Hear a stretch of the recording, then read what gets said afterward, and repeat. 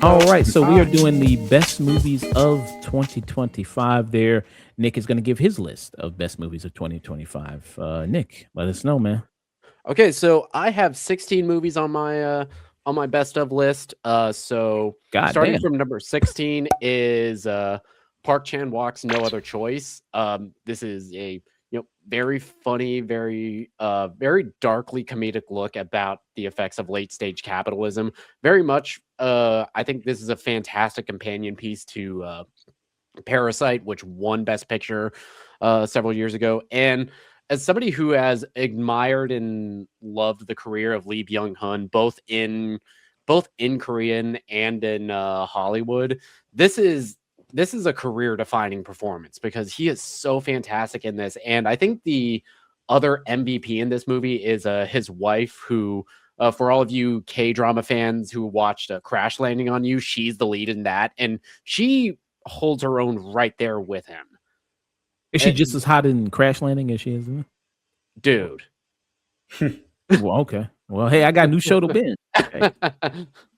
and yeah, it's funny. It's very heartbreaking. You see so many points where this character could like do like the right thing or make another choice, but very much like how the rat race of capitalism does, it's like, nope, all I can do. And it has one of the most, I think, very tragic endings out of, I think, a lot of the entries on my list. Yeah. I absolutely love this movie. Love No Other Choice. It was one of my favorite movies of the year, 2025. Greatly enjoyed it. You got to check it out, Neal. I highly recommend it, man. Yeah, I plan on seeing it. If I can't see it in theaters, I am definitely renting it when it's available. Yeah. What chance do you think this have of winning maybe best international film? You think it's maybe Secret Agent? It was just an accident. What do you think? It's Sarat. I think if this won at the Globes, I think it would have a better shot. But right now, I think The Secret Agent is the favorite. Okay. Nice. What else you got, man? Okay, so next up on my list is, for as long as I just spent talking shit about Marvel, I, threw one on here, and that's Thunderbolts. With directed by Jake Schreier, written by I can't remember the name of the writer, but this is probably, I think, a step in the right direction for Marvel of getting back to character focused and director focused works, because this is like one of the few Marvel movies that's come out in this post Endgame phase that feels like it has some sauce to it. It feels like it has a sense of style. It feels like it's trying to say something about these characters. And on top of that, all of the like usual intangibles of these movies, this is like by far some of the best action that we've seen in Marvel in such a very long time. And this is one of the very few like comic book films that really moved me when I saw it, especially once we get to the third act and what the film is really about when it comes to the character of Yelena and with Bob. Yeah. Yeah. I agree. This was a good movie. It's definitely a step in the right direction for Marvel, and I believe they announced that this director is going to be doing the X-Men movie when that finally comes out. I think he's a favorite to direct the X-Men. Oh, okay. I think he's a good choice to do that based on the results of this movie. Yeah, I really liked Thunderbolts. Liked it. I liked the story of it. It's one of my favorite superhero movies of the last year there. Yeah, quite, and I like the story of it really a lot. And it's like a big beam in the sky or them fighting a big bad guy. Yeah, it does the right thing by going so much smaller scale, which is weird considering it ends with all of New York in the void. Well, and Sentry is a really good villain too. Very good development on his part. I was surprised by how good he was in that. Yeah. All right. What you got next there, Nick? All right. Next up on my list is like the most recent film from probably one of my all-time favorites, and that's Guillermo del Toro's Frankenstein. This very stunning, beautiful looking film, this masterful performances from both Oscar Isaac and Jacob Elordi. And I was with it. I was at peak when before it got to the third act when, Victor is telling his story to that ship captain. But when they dropped the line of, "You heard my creator's story, now let me tell you mine," I was like, cinema, absolute cinema. Mm. Yeah, Guillermo del Toro. I mean, this is the movie he's been building up to his whole life to doing Frankenstein. And he finally was able to do it. This gothic masterpiece there. Jacob Elordi. I mean, surprised a lot of people. A lot of people when they heard that he replaced Andrew Garfield, they go like, "What the fuck, that dude?" And then he blew people away. Some people even think he's better than Oscar Isaac in this movie. And now I think he's better. Yeah. Wow. What about you, Neil? What do you think about this movie? I adored this movie. This was on my list too, and God bless Guillermo del Toro. Never change. Never change. Never change, you freaky ass weirdo. Yes. All right. What else you got there, Nick? Okay. Next up is I think kind of a sleeper that not a lot of people are talking about once we've gotten to the end of the year, and that's a Companion. This is, a movie I saw, very kind of lowered expectations because I felt it was giving away so much in its trailer. But when I saw the movie, just the sheer twists and turns that it was taking and how all of those twists added to subsequent rewatches, along with Sophie Thatcher solidifying herself as one of our great scream queens, and I think a very underrated performance from Jack Quaid. We've seen him play characters like this, but I feel like he truly understands the archetype of this type of character that he's cast as, and it gives him so much room to play around with it. Nice there. Yeah, I like this. It didn't make my cut on my list there, but I did enjoy it. It's my early favorites of the year. And yeah, I did. And Sophie Thatcher, I've liked her quite a bit there. Yellow Jackets was, I think, where I first saw her, which we did a review for. And a lot of the women from Yellow Jackets, Elena Purnell is blowing up there. Also, that other girl, she was in Jasmine, was it Jazz Brown, who was in Scream? Yeah, Jasmine Savoy Brown, who's blown up a lot. And we're starting to see more of a Sophie Nolise, who's in a movie with Daphne Keane later this year. Oh, cool. Okay, so yeah. I can't wait to see more of Sophie Thatcher because I never saw Yellow Jackets, but boy, she's so good in this one. And yeah, it's like 1A, 1B with this and her performance in Heretic, which I think she deserved a nomination for. Yes. Also, she's from Chicago. Gotta love it. She's from Chicago. Gotta show some love there. What else you got, man? Okay, next up is, I think, the best straight up comedy of last year, and that's The Naked Gun. I was like, this is a movie that it is something that we haven't gotten in so long, and that is just a straight spoof movie where you have this formula where with the Zucker brothers, and it's doing that a joke every couple seconds, and so many of them hit, and this is the most I've laughed and the most I've consistently laughed in a comedy film in a long time. And it takes a very special kind of director to make one of these work. And Akiva Schaffer, I think he's one of our most underrated comedy directors. Yeah, he's part of the Lonely Island crew, right? Yeah, he's the Lonely Island guy.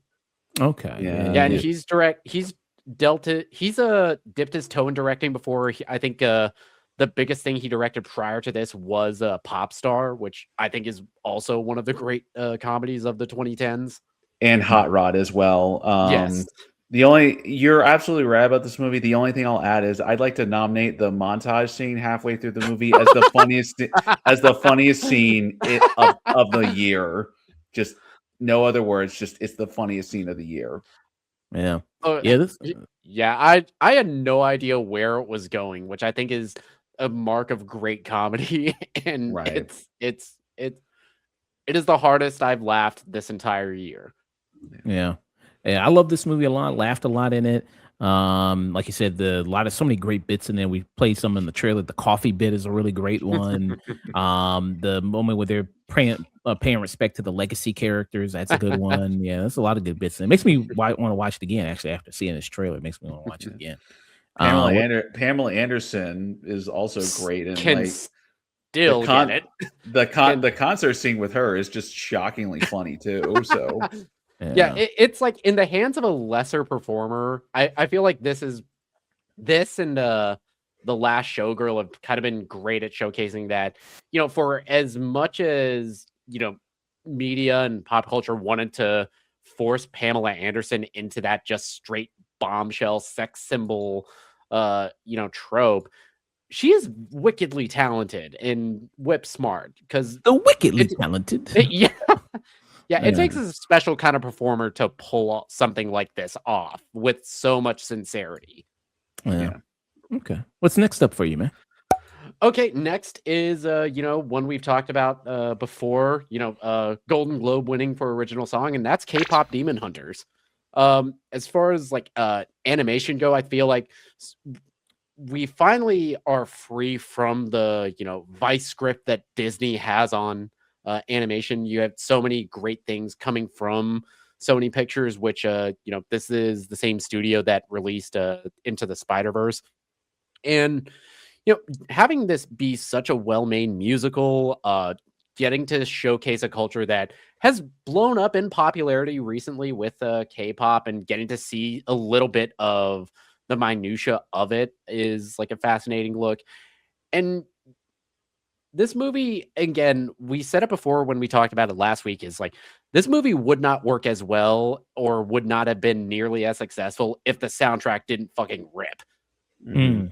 And Agree. yeah, every single song on this soundtrack is a banger. The animation, I think, is gorgeous. All the action works so well. And, it takes a very special kind of movie to move me emotionally, like, towards its third act. And every time I watch this, it gets me. Like, when Rumi is talking with their guardian, I can't remember that character's name. Celine. Yeah, Celine, when they're talking right before the like beginning of the third act, and that always moves me to tears when I get to it. I asked Neal this. So I'm going to ask you this. So which Huntrix member are you? I don't know. I feel like my personality, I'm very mirror coded. Okay, Mira. Okay, nice there. And she was the one with the red hair, right? Yes, Right. she was. Okay, gotcha. I'm just glad that the animation medium is like evolving to different styles, like to be more like chunky, simplified, like Spider-Verse, and more anime inspired. I just think that's really cool to see. Yeah, and it's like interesting because it's like 3D animation, but with 2D models. I think is what the directors on this said during interviews. Right. Yeah. Yeah, it's always cool that we actually see, because sometimes when movies when they do about musicians and they go like, this person's the biggest artist in the world, and you actually listen to the music and go like, this person kind of sucks. Like, how are they the biggest This is artist trash. in the world? Yeah, but it's always cool when they actually work it out. Like in Smile 2, like, okay, I could actually see her being popular. That Oh makes yeah. And then you watch Trap, and it was like, yeah, this ain't it. Yeah. So yeah, K-pop Demon Hunters, man. What's next on your list? You're at number 10. Okay, at number 10, a common thing I like seeing is new directors coming out the gate, and number 10 is Eva Victor's Sorry Baby. I didn't know what I was getting into when I cut this on, because I heard that this was one of the big heavy hitters coming out of the festival circuit. Getting called a lot as like one of the funniest movies of the year, one of the most profoundly human stories, I think. And it is all of that and more. There is so much in this, because this movie deals with such a very sensitive subject matter, that the delicacy and the adeptness at handling it without crossing that line into overt preachiness. It is a movie that should be studied in screenwriting classes. And it gives, I think, one of my favorite just scenes of the year with John Carroll Lynch, who I think is one of our greatest character actors. And it made me want to have John Carroll Lynch as my uncle, because he is just such this warm presence in this like very, on paper, very dark film. Yeah. Right. The Zodiac Killer, John Carroll Lynch. Yeah. Very great movie. A great directorial debut from Eva Victor there with Sorry Baby there. Neal, you haven't checked this out. It's on HBO Max if you want. Yeah, I have not checked it out. It's on my list, but I've heard nothing but great things about it. Very nice. And it's the most accurate depiction of the cat distribution system. Yeah. Very cute cat. Yeah, very cute kitty there. Yeah. Number 9 for you, Nick. All right, number 9 is We got a lot of great Stephen King adaptations this year between Life of Chuck, between Welcome to Derry, and number 9 is my favorite of the last year, and that's Francis Lawrence's The Long Walk. This very very very very heavy watch because it's this competition of how long can these boys walk for. It's like televised, and if you stop walking you die. And with a movie like that, it can get very very long and drawn out, but I think all of the characters are written so well, all of them are beautifully performed, that I couldn't look away. And every time one of the characters bites it, it hurt to watch it. Especially this dude. This was like the first that 20 minutes. That wasn't even 10 minutes into the movie, and it was like, oh, we're doing this.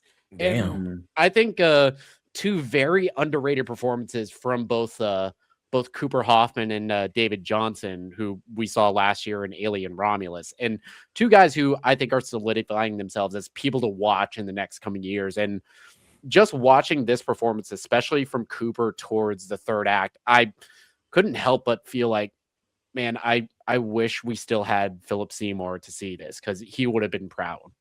Yeah, this movie is great. It was very surprising to me, like how much I enjoyed it. But yeah, this movie is terrific. That's all I got. Yeah, a lot of Stephen King adaptations in 2025 that we had. And this movie done very well there.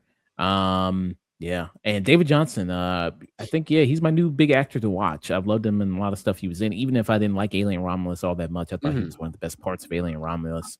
Yeah, I'm the lone guy on the tune that really loved Alien Romulus. You still love it. Oh, wow. I liked it too. Yes. Okay. Gotcha.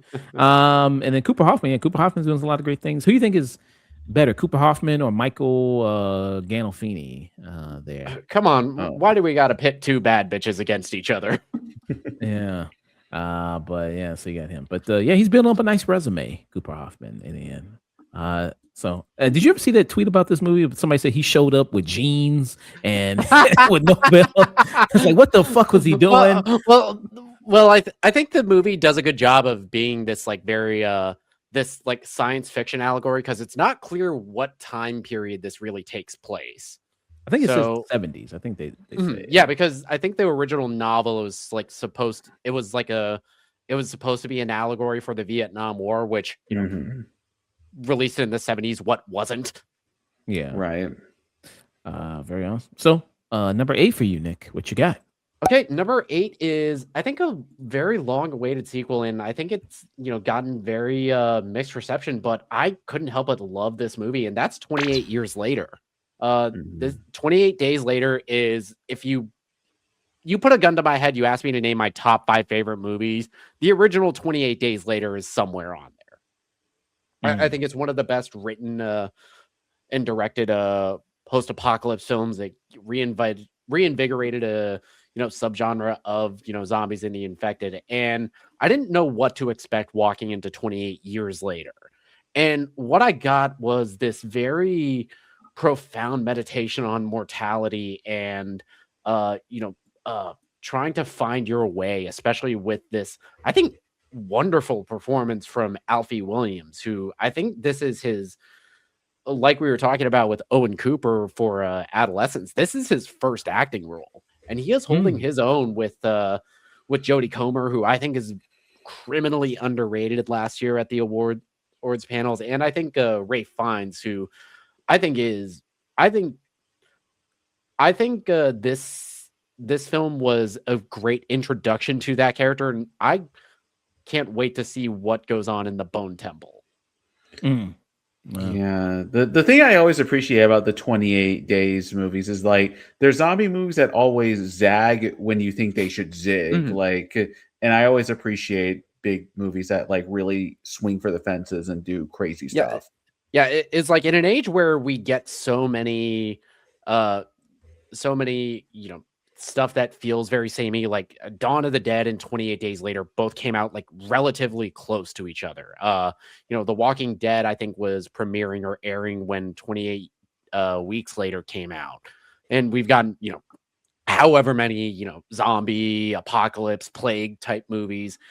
And you can't say that these aren't swinging for the fences. Mm, yeah.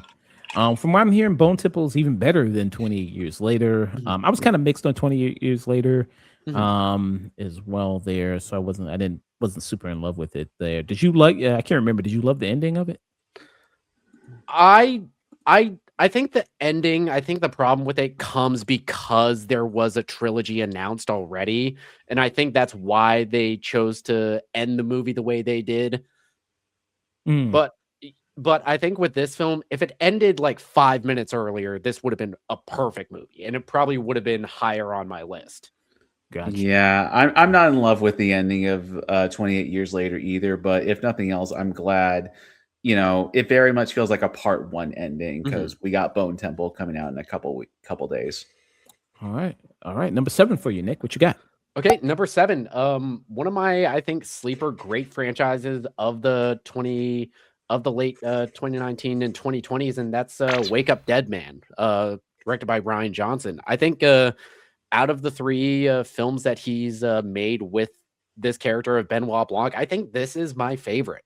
I think that once again, I think Ryan Johnson, I think he's one of our great filmmakers. He knows how to play with audience expectations and with a lot of the storytelling tropes of the whodunit. And I think he decided to take that and instead make this very a film that's more interested in conversations about faith and religion and how and what place does religion have in our modern times, and how bad actors will weaponize it, and what it really means to be a good man of faith and to use the faith and have, I think, one of the most profound conversations about grace that I've seen in a movie, especially being, I was baptized when I was a kid. I was raised Catholic. I'm not practicing, but if Mm, I had a priest like Joss O'Connor in this film, I might have stuck with it.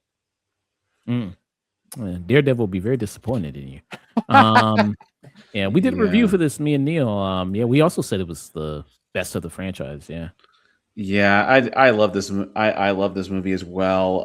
Ryan Johnson just gets a blank check from me to do Mhm. whatever the hell he I was wants. like, I'm a defender of The Last Jedi. I think that movie, we got a Star Wars movie with actual balls and something to say, and y'all just weren't ready for it. Like I said, I'm glad he found a franchise that was worth his time and energy Mhm. now. Mm. What you got next? Your number 6 pick there, Nick. Okay, next is the sophomore feature from one of my directors to watch. I think 22 when it came out, but it's Zach Kreger's Weapons. One of, I think, the strangest screenplays, one of the strangest first viewing experiences I've had in theaters.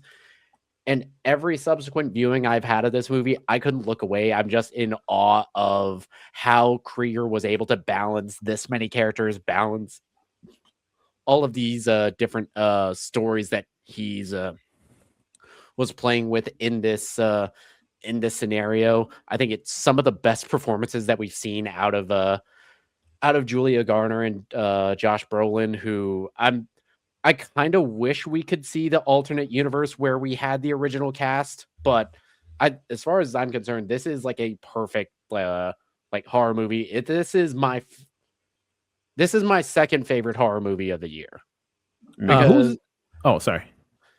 yeah, so it was originally going to be Renata Reintz as the Miss Gandy role and Pedro Oh, Pascal as Archer.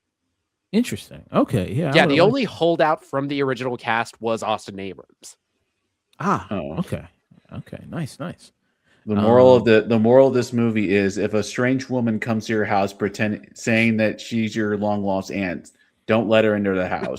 Just don't do Yeah, it. and so much of what I think Kreger was playing with, especially in Barbarian, he expands on it so much. This kind of like this kind of forced politeness that we put onto ourselves, especially when people are giving us so many red flags, we still feel the urge to be polite. And very fascinated with a lot of the readings of this film, how all these characters represent different sins, and getting to dive deep into that. It's fun when a movie starts a conversation like that. awesome. All right, number 5. All right, number 5 is another sophomore feature, and it's another horror movie, and it is my favorite horror movie of this year, and that's the Philippou brothers' Bring Her Back. This is a movie that I think is everything technical wise that I was already impressed with from the Philippou brothers when Talk to Me. They expanded on those skills with this second feature. You get one of the best performances of this year. I still think Sally Hawkins should have gotten a nomination for this role. And you have these two very young kid actors who either are holding their own next to her, especially Sora Wong, who plays the vision impaired sibling in this. And this is like one of the best uses of atmosphere. It's so tense. And this movie was heartbreaking and so hard to watch in so many ways that I dreaded watching this. I saw this movie twice in theaters, and I have dreaded trying to rewatch it a third time. Yeah, this movie is legit difficult to watch, and you are right that there are a lot of great things about it. And yeah, I can't wait to see what these guys do next, because Talk to Me and this are just both terrific. Yeah. Which one do you like better? You like Bring Her Back or Talk to Me better? I'm gonna slight edge to Talk to Me, but I really appreciate the artistic stuff that Bring Her Back does. I think Talk to Me is a more watchable movie. I think it's more palatable, but I still, as far as like on a technical level, I would put Bring Her Back over Talk to Me. A lot of brutal stuff in both. A lot of both tough watching. No kidding. So, okay, one thing with this kid. Okay, you saw this man like grab a knife by the blade. Why are you taking your eyes off him? Oh, jeez. I mean, a lot of the stuff with especially the teeth and him hurting himself. That just God, like, a lot of stuff was just super uncomfortable there. But yeah, really, really good movie. Bring Her Back there. All right, number 4 for you, man. What's up? All right, number 4, we got the split up of the Safdie brothers as far as this year goes, but we got the much superior film with Marty Supreme. Timothée Chalamet, I think, giving a career second best performance. I'm still partial to Paul Atreides, but this is the Safdies getting into their bag of giving us a protagonist who is just so unlikable and despicable, but he's carried so much by this unbelievably charismatic performance from Chalamet that you can't help but watch and root for him. But you see how he treats everyone around him, how he uses people, how he, hustles, how he is a victim of his own ego. And you are just captivated watching him. It was like I think this movie is like pushing 2.5 hours, and I could barely move from my seat watching it. Very intense. They make ping pong intense, man. They make that really intense. I mean, it's almost kind of like a metaphor also for Timothée Chalamet. I mean, he wants to be the GOAT. He wants to be the greatest. Right. You see why he was drawn to this as well. So who's the better ping pong player, Forrest Gump or Marty Supreme? Forrest Gump is definitely. Forrest Gump would dog walk Marty. I mean, Forrest Gump. You ever see him play? He's too locked in, man. Forrest Gump is he's like super locked in. So yeah. Yeah. Marty's got ego. You know what Forrest Gump's got? The tizzles. Yeah, true. He could be on that accountant. He could be in the Accountant 3, man. He could be part of the squad, man. The Avengers. Add him to the squad, man. Hey, that would get me to see the Accountant 3. So have at it. Yeah. All right. We're in your top 3 here. Okay, so we are in the top 3. These are the movies that I've loved. These are the movies I went out of my way to see multiple times in theaters, bought every single physical release. And the third one is James Gunn's Superman. I had very high expectations. I'm a huge fan of DC Comics. I wanted an adaptation of Superman that really understood the core of that character. And I got that in spades with James Gunn and David Corenswet.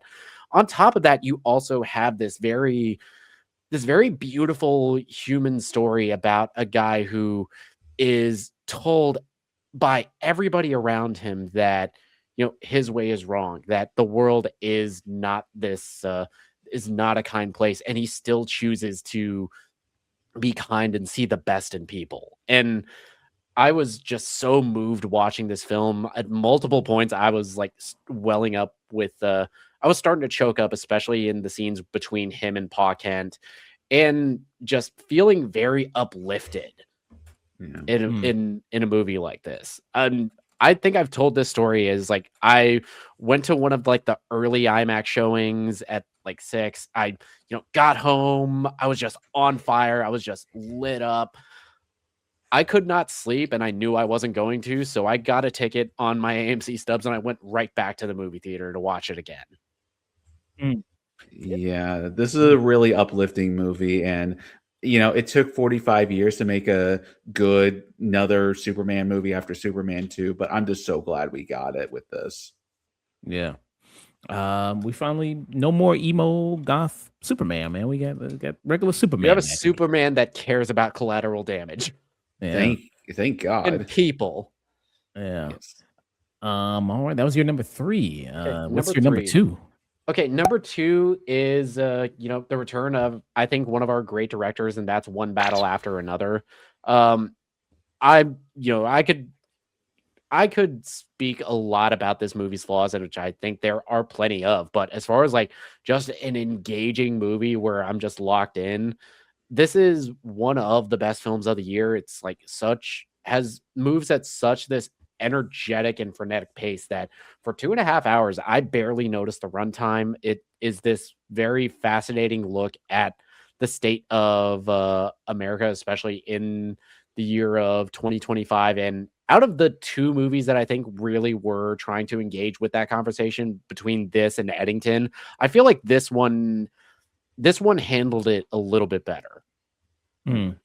Yeah, I mean, both movies. I think I compared it in our review there when we Mhm. did it. I think this movie is just overall just more entertaining and a better Mhm. made film. It's not as clumsy as Eddington was, and I know a lot of people the discourse around this movie, one discourse after another. There, saw that on Twitter. There, yeah, about this movie being a fake revolutionary movie, and Mhm. the context around race and how that's portrayed in the movie there, and how that's kind of depicted. Even people who don't like it and have all those criticisms with it still go like, well, it's still an incredibly well It's made it's movie. still a fantastically made movie. It was like Yeah, once you Right. get to the highway chase in the third act, it was like everybody I knew locked in. yeah. Yeah, that highway chase is intense. It's probably like one of the best action scenes of the year. Mhm. And I think a breakout and star making performance from Chase Infinity, who I think is asked who this script asks so much of her, and in the hands of a lesser performer, this movie would have fallen apart every time it went to her. Well, the thing is, I'm convinced that she's destined for great things because, like, she was in that Apple TV show Presumed Innocent, where she played Jake Oh, fuck. Gyllenhaal's daughter, Fuck, I and hadn't seen that. she's amazing in that too. So she's going places. Watch out, guys. Yeah.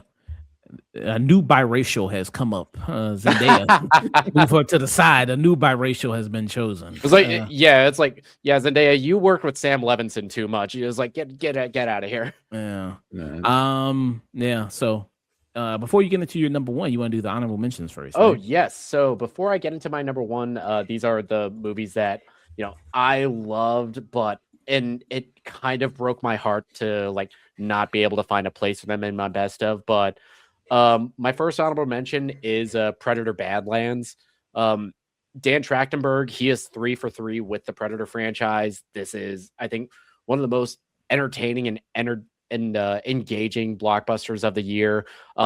You have this very fascinating look at the culture of Yautja, who they've been figures in pop culture for like 40 years, and we're finally getting like interesting looks at who they are as characters. Deck, I think one of the most sympathetic protagonists that we've seen out of this race of what we are conditioned to think of as the villains in cinema.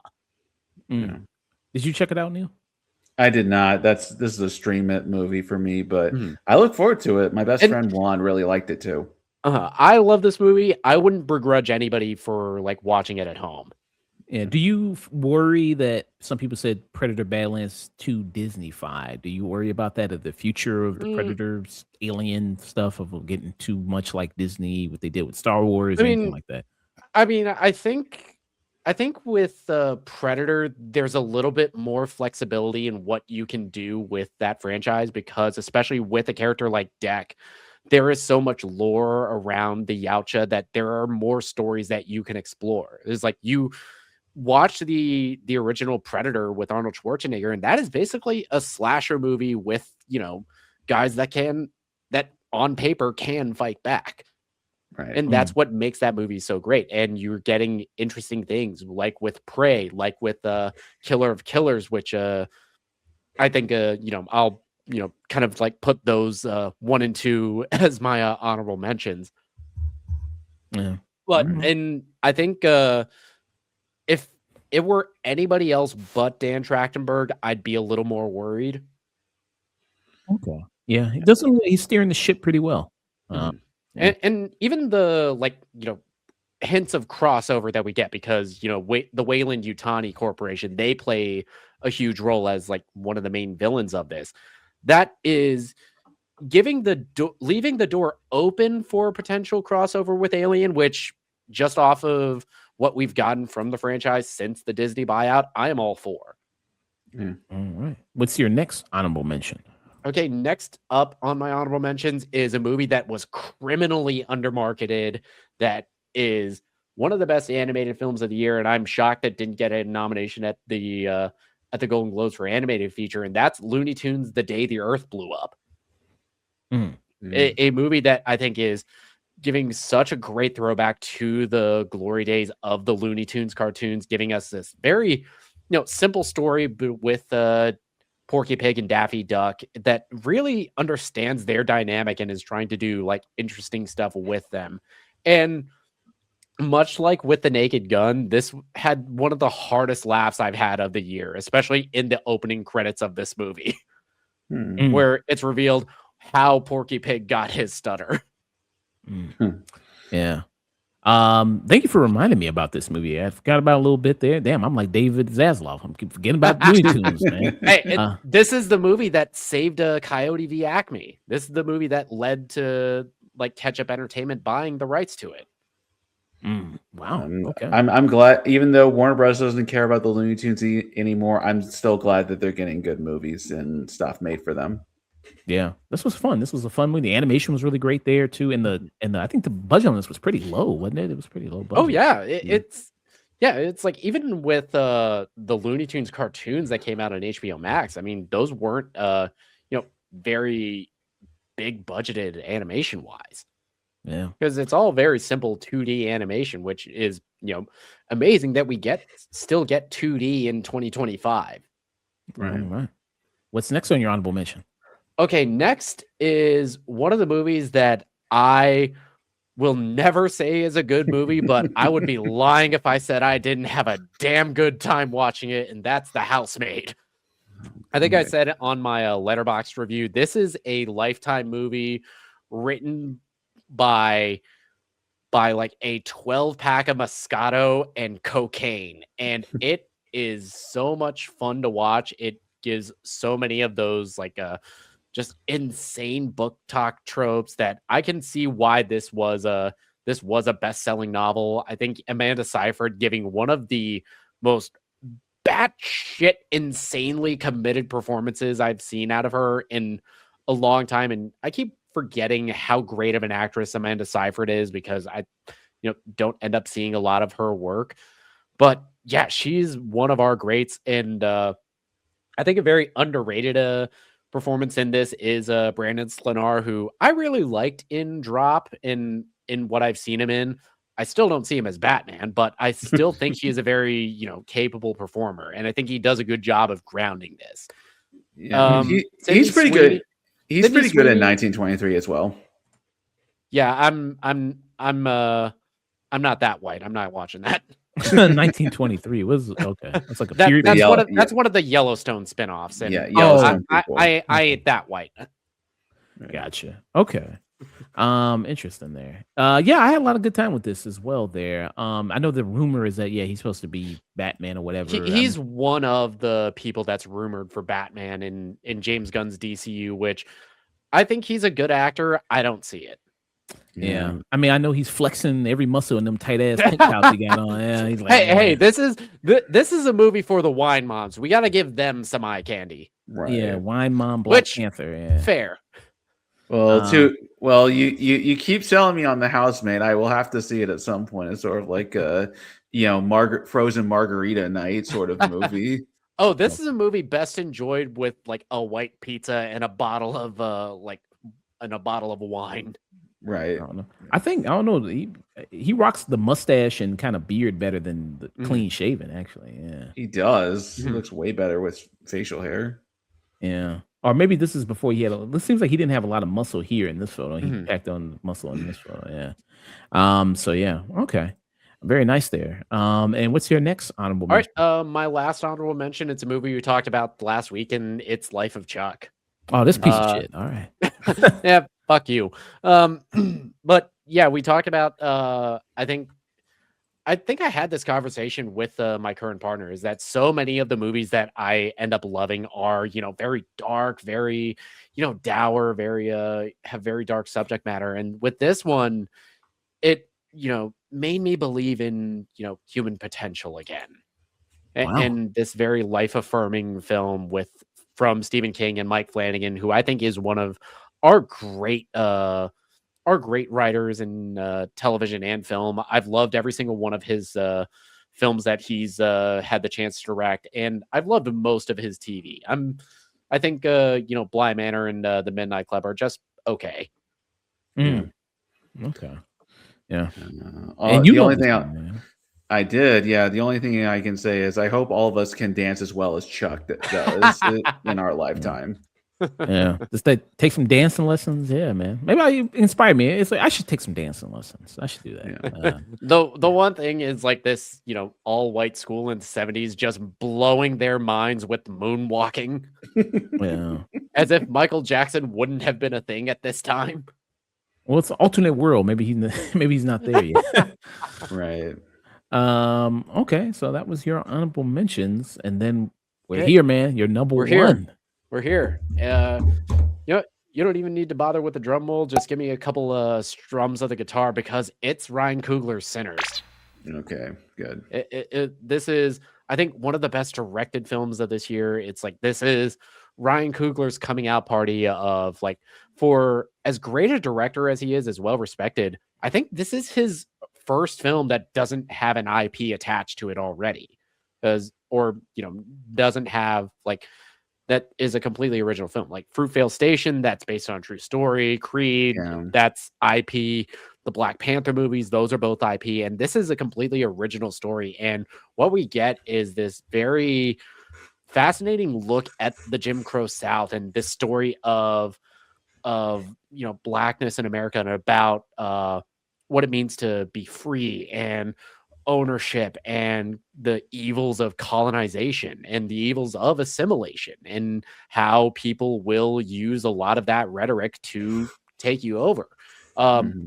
We've already, spoken about the phenomenal performances from Michael B. Jordan, but so many, I think, fantastic supporting roles from, like, Wunmi Masaku, from Haley Steinfeld. I think this is probably one of her best roles that I've seen her in. And I think a phenomenal coming out party for Jack O'Connell, who I think in the hands of a lesser actor, this character wouldn't have worked as well, but he does such a great job of playing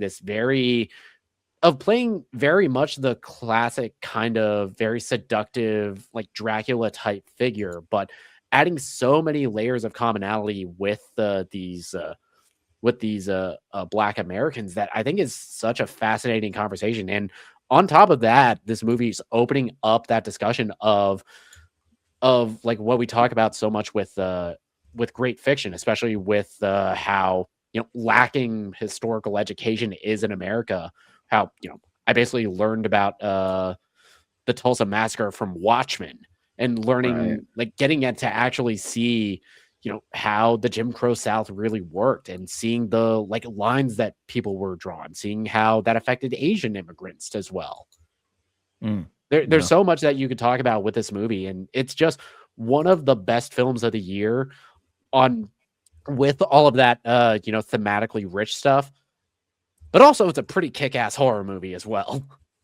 Yeah. Yes. This is, you're right, it is the best movie of the year. Everything you said is correct. Ryan Coogler, just This do your motherfucker, thing. this motherfucker don't miss. Yeah, do your thing, Ryan. Do your thing. Wow. This motherfucker don't miss. The heat of Nope. battle, he don't miss. The heat No of kidding. controversy, he don't miss. Boy, he's Yeah. one of our great directors. I'd put him up there with like Christopher Nolan and like Denis Villeneuve at this point as like one of the great modern filmmakers. Yeah. Hopefully it wins something at the Oscars. I think it deserves. Hopefully it gets something, man. It ain't gonna. I think it's gonna win at least for like maybe screenplay or maybe I score. mean, It's gonna win maybe- score. It's gonna win the Maybe score. that like box office or like fan award that they made up just so they could give Zack Snyder's Justice League something. Right. Yeah. Very awesome there. So yes. That was your list. Great list there, Nick. Thank you for It's my list. I don't miss. yeah. Awesome there. Well, you put Life of Chuck in your honorable mentions. I'd say that's a miss, but yeah, had that on there.